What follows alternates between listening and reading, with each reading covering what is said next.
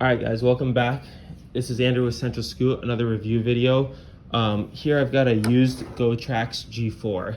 So this thing you're gonna see everywhere. I mean, they're so popular. This is, probably one of the top 5 entry-level scooters, along with, I'd say, the Highboy S2 Pro, and, some of the Segway 9 bots, NIU, would go on the list of, the super popular models that you just see all the time. Not like the super cheap ones. I mean, obviously the GXL V2 you see all the time, but it's just like a very popular scooter in like the $400 to $500 price range. So let's talk about, the components and how it kind of goes together.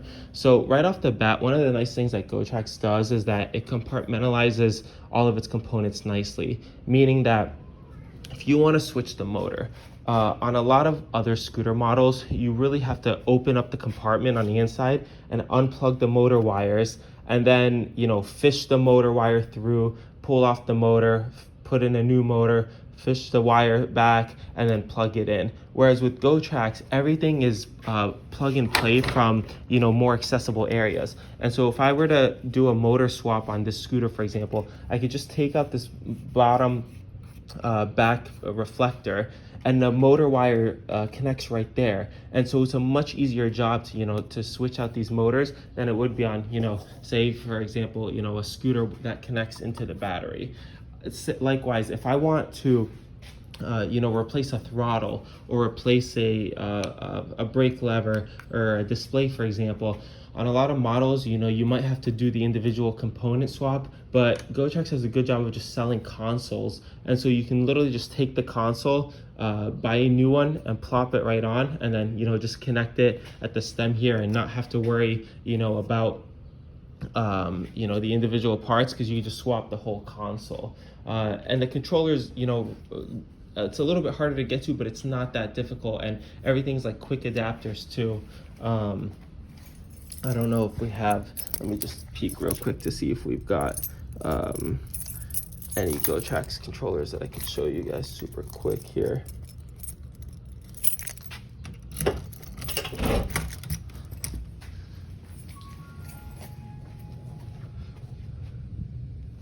Yeah, so here's an example of what I was talking about. We've got, you've got this controller. So unlike other controllers that basically have, maybe like a whole wired mesh, they're kind of all over the place, maybe the quick connects aren't that, obvious, it's not clear where these JST plugs should go.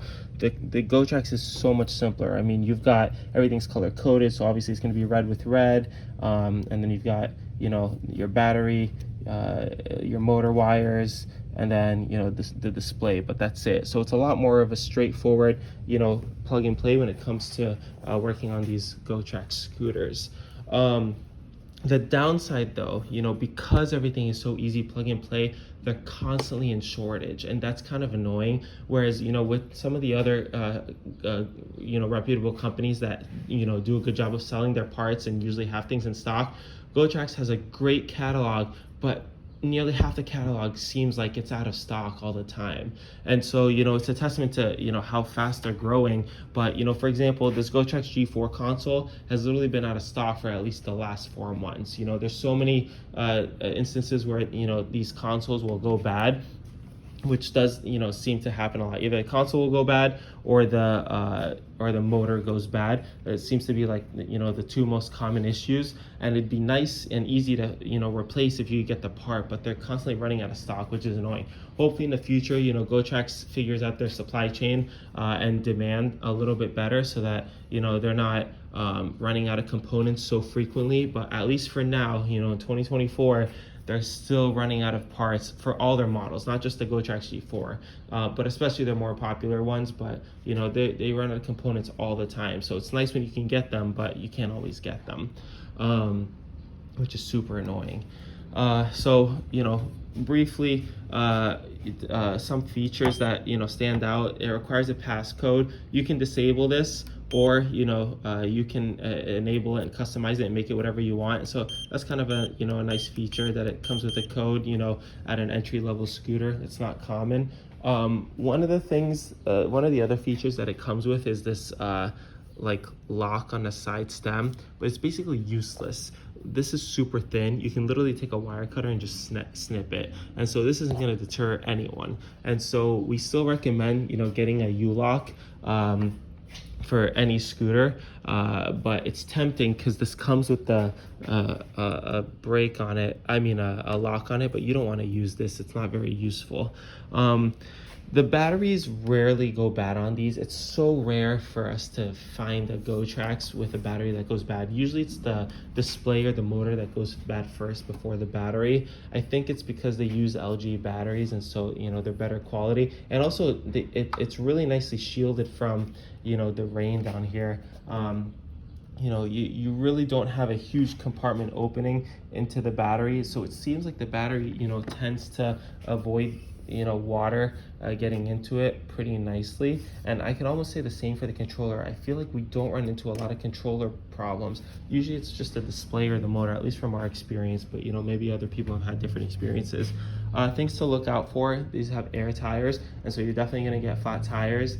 These tires seem to catch rust for some reason, and so there's situations where they'll just kind of grind when they're riding, and same with the motor, like the bearings will kind of just go bad. It's just alarming at me because the code's not on, but we can just turn it off. We don't need to prove a code right now. Yeah, it might not turn off, but you'll get flat tires and you might have bearing issues. The brakes are just standard brakes, so nothing fancy about them. They're not drum brakes, they're just basic disc brakes, so you have to switch out your pads every few months or so, depending on how much you ride it. Yeah, I'll stop turning the tire. You can see there the alarm in full action, because I didn't put the correct code in.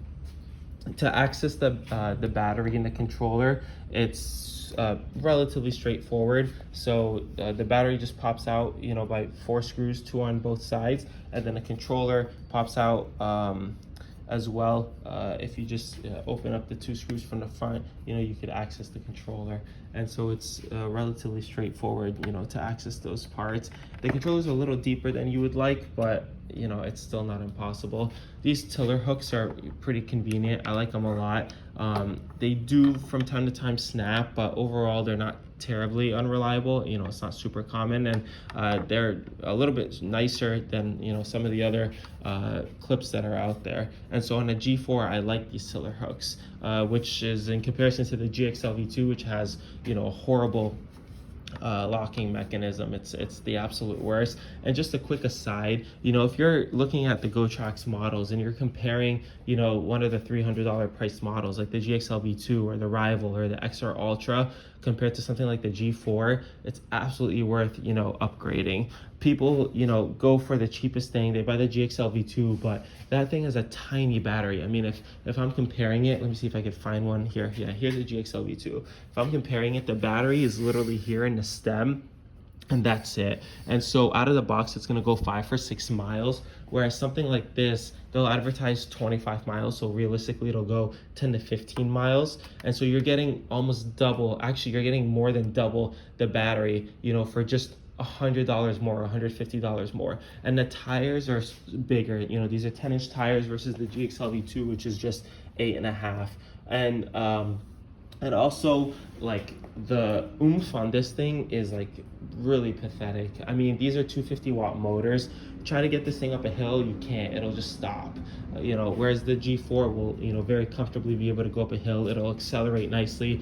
Overall, you'll just enjoy, your riding experience. Whereas with this thing, you'll feel like it's about to fall apart the whole time. So unless, size is critical, you need the absolute lightest, most portable thing, and, you're on a college campus and you just want something, small in your dorm room that you, bring into class and, just take for 5-10 minutes at a time.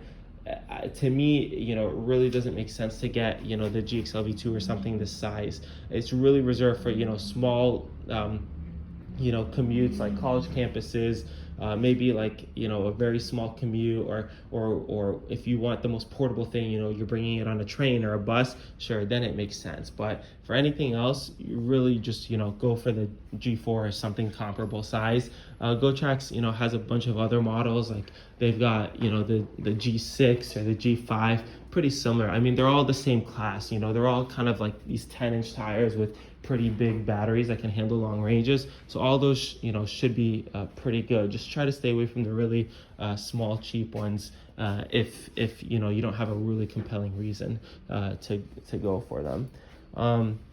That's basically it. We've covered all the the major components for this. Tire changes on the Gotrax are actually relatively easier if you know what you're doing, because the rims split, and so you can actually pull the motor off, unplug it, take the rims apart, put a new tube in, bring the rim back together and close it up and put it back in. And so it doesn't require like a ton of the manual labor, with spoons and stuff that some of the other models have. So that's a nice feature. And so it's overall pretty decent. The one thing I would say that Gotrax I think also lacks, compared to some of the other big name manufacturers, is their service could be better. So if you have problems with your Gotrax with after sales support, I feel like they're not as responsive as they could be. Maybe others have had different experiences, but when I'm comparing the big brand names, the most popular names, obviously I'm not talking about like the unknown Amazon specials, but just the common brands that everyone sees for standard entry-level scooters, I feel like Gotrax is a little bit less excited to send out parts and to service. And the annoying thing too is that they don't really spring forth errors a lot. So with these G4s, if something goes bad, it'll just start beeping at you, and you have to be able to interpret the frequency of the beep to know what the issue is. And quite frankly, like if you reach out to Gotrax support, a lot of times you'll be like, hey, here's my beeping scooter, what's wrong? And they can't help you. They don't have the interpretation for what the beeping means. At least that's what's been in our experience. So we've had to figure it out on our own, which is annoying. They should be able to know why their scooters are having error messages. And so unlike other scooters where the error shows up on the screen and you know exactly, what needs to be, not exactly always, but it'll point you in the right direction, the G4s kind of just beep at you, and then you're left still just as confused because the manual doesn't say anything about what the different beeping means, and they don't have any documentation on their website to kind of show that. And so it gets a little bit harder. You have to be really skilled and kind of be able to pick up the nuances of the frequencies to be able to kind of figure out why it's doing what it's doing. So that part can definitely be improved. And so overall, I'd say the responsiveness with sending you out parts, if you're just buying it directly from them, figuring out what's wrong with it, and then ordering the parts, because half the time it's out of stock, is kind of the things that holds Gotrax back from just being overall spectacular. When something does go wrong, it can be kind of annoying sometimes to get it going. But when you know what's wrong and you have the part, then it's fantastic. It's an easy fix. So that's basically it for the Gotrax G4. Overall, some negatives, but a lot of great positives. It's definitely a scooter that I recommend. It's one of the most popular entry-level scooters on the street for a reason. It's just a very classic, durable electric scooter. We have great things to say about it. In general, I recommend it, and I love riding these things. And if anyone's thinking about it, I give them a thumbs up. I think it's a great scooter, and compared to some of the other options, it definitely has a lot more benefits. So Gotrax is only going to get better from here, and I'm sure one day they'll get their supply chain issues fixed, and it'll be a win-win, all around great experience for everyone.